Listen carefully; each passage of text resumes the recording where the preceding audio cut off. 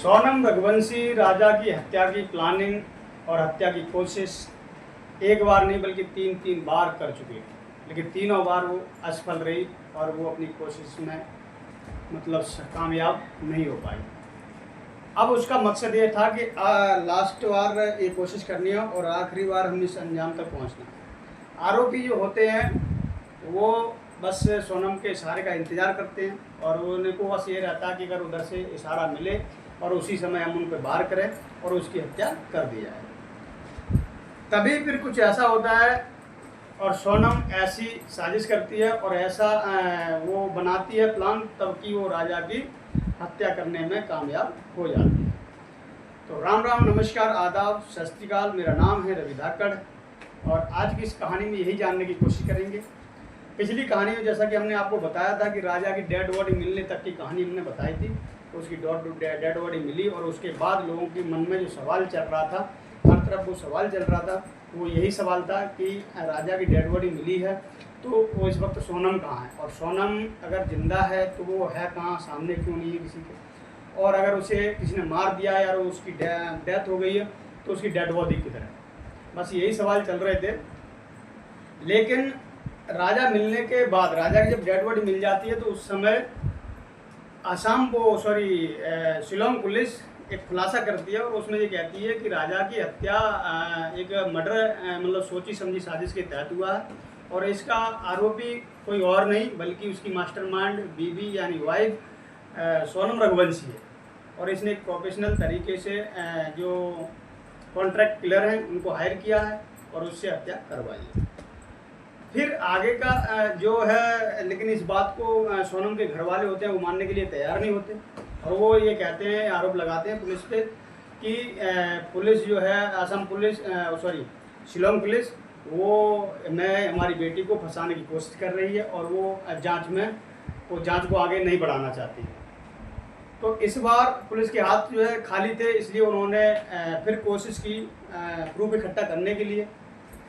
तभी शिलोंग पुलिस कुछ ऐसा आरोपों के बीच ऐसा कदम उठाती है और ऐसा कुछ करती है जिससे सबूत हाथ लगते हैं और परत दर परत सारे खुलासा होने लग जाते हैं।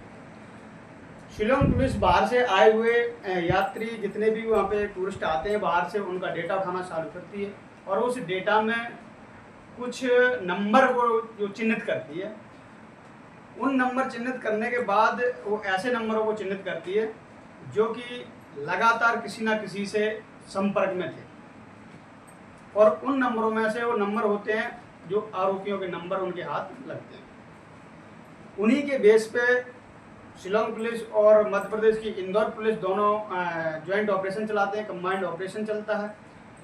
तो सबसे पहले जो है उसके जो प्रेमी हैं राज कुशवाहा उसको उठाती है, फिर विशाल चौहान को उठाती है, फिर वो आनंद जो कुर्मी है उससे उठाती है और फिर उसके बाद तीनों को अपने साथ ले आती है।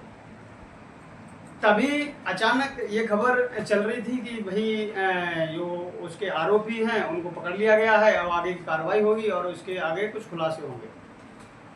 तभी 8 और 9 जून की रात करीबन 1:30 बजे सोनम रघुवंशी अचानक समथिंग रात का समय रहा, 1:30 बजे का टाइम था। उत्तर प्रदेश का एक ज़िला लगता है गाजीपुर और गाजीपुर के पास एक हाईवे पे एक होटल है जिसका नाम काशी जायका है, वहाँ पर पहुँचती है।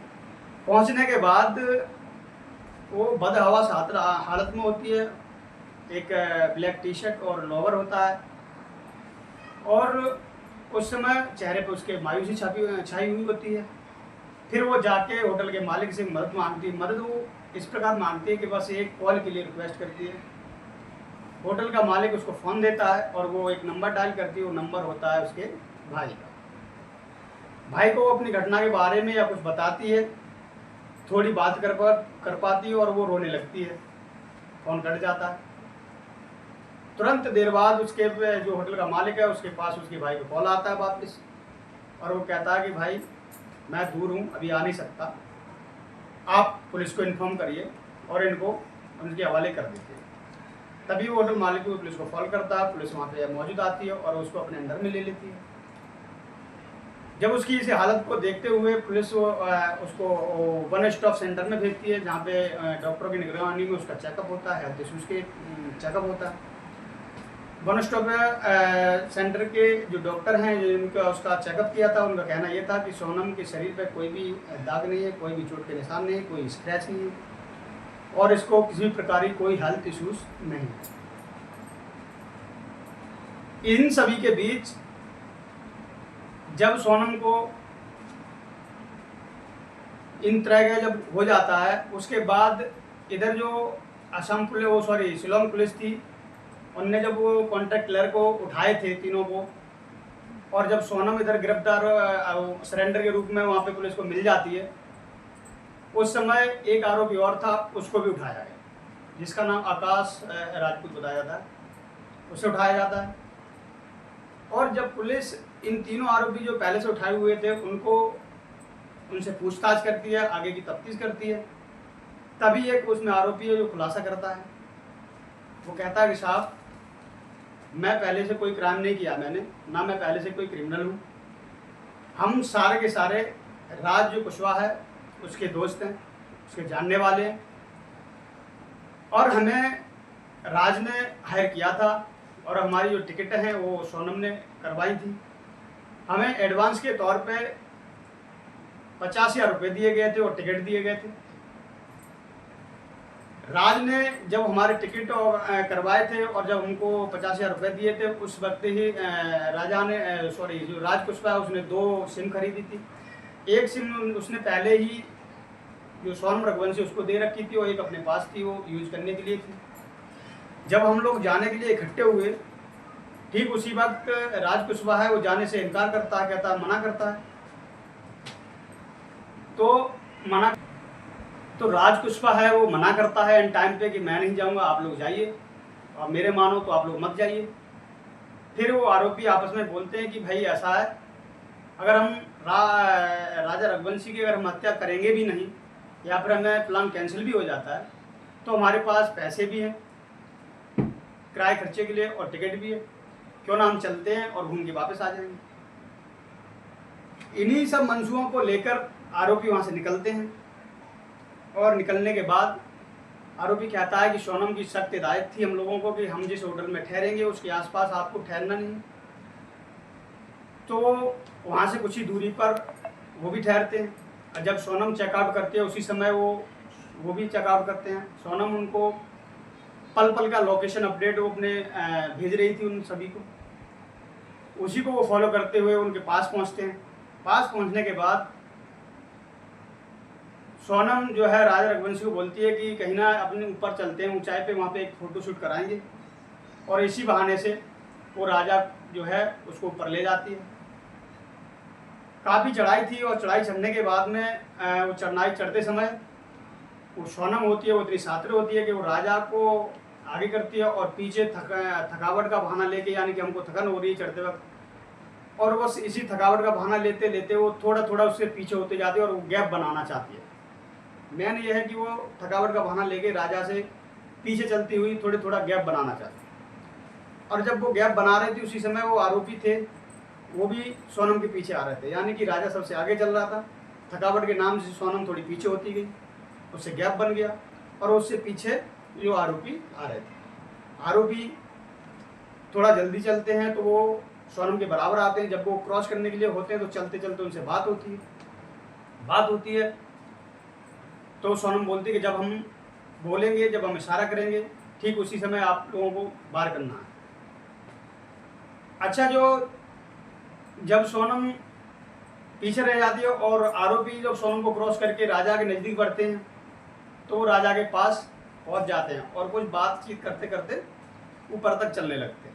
जब बिल्कुल नज़दीक पहुंचते हैं राजा के, तभी सोनम एकदम से बोलती है कि मार दो इसको, बचना नहीं चाहिए किसी भी हालत में।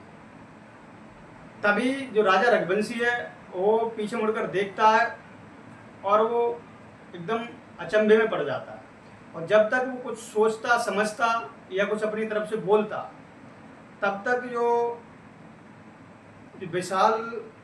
विशाल चौहान है जो आरोपी है, सबसे पहले वो वार करता है और वार वो डाब से करता है।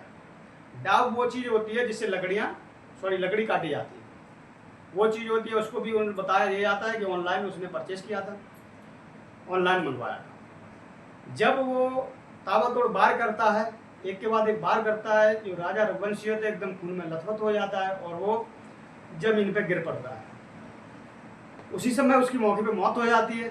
मौत होने के बाद चारों आरोपी होते, 3 आरोपी और सोनम रघुवंशी, ये भागते नहीं हैं, उसको तसल्लीपूर्वक देखते हैं कि हाँ ये मर गया और तसल्ली हो जाती है तीनों को। उसके बाद उसको गहरी खाई में ढकेलने का कोशिश करते हैं, लेकिन वो आरोपी होते हैं, वो कहते हैं कि हम भी थोड़े थके हुए थे तो हाथ पैर, और इसमें ऐसे में ये कांड हो गया था तो हाथ पैर काम नहीं कर रहे थे, तो हमने धक्का लगाने के लिए सोनम की मदद मांगी। इस पर सोनम उसमें हाथ लगाती है और हमारी मदद करती है और उसको खाई में ढकेलवाती है।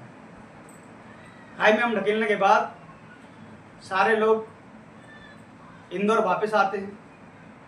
इंदौर में आने के बाद एक विशाल चौहान था, उसने फ्लैट किराए पे ले रखा था, उसमें जाके सोनम ठहरती है, आरोपी भी ठहरता है और वहीं पर राज कुशवाहा जो वो भी मिलता है। इसी समय जो राज कुशवाहा होता है वो दिमाग लगाता है, ये सोनम गिरफ्तार हुई नहीं उसके पहले की बातचीत थी, तो कि वो राज कुशवाहा जो दिमाग लगाता है कि वो एक प्राइवेट गाड़ी से सोनम को गाजीपुर के लिए इंदौर से निकलवाता है, इंदौर से बाहर निकालता है, गाजीपुर के लिए निकालता है, तब जाके वो सोनम अपने आप को वहाँ पे समर्पण करती है। तो ये सब सारे एविडेंस के तौर पर, गवाहों के तौर पर, बयानों, वो जो आरोपियों के बयानों के तौर पर ये खुलासा होता है कि राजा जो रघुवंशी है उसकी मर्डर का, उसकी हत्या का आरोपी कोई नहीं बल्कि उसकी मास्टरमाइंड बीबी यानी कि सोनम रघुवंशी है और उसका प्रेमी राज कुशवाहा है। इन दोनों ने ही पूरा प्लान की कोशिश की बनाने की और पूरी साजिश रची थी। और अब तो मैं आज की कहानी में इतना ही है, और आगे की कोई जानकारी होगी तो हम आप तक जरूर पहुंचाएंगे। इस कहानी का मकसद किसी को ठेस पहुंचाना बिल्कुल नहीं है और ना किसी भावनाओं को आहत करना है, बस ये खबर थी जो आप तक पहुंचाना जरूरी है, आपको सजग करना जरूरी है।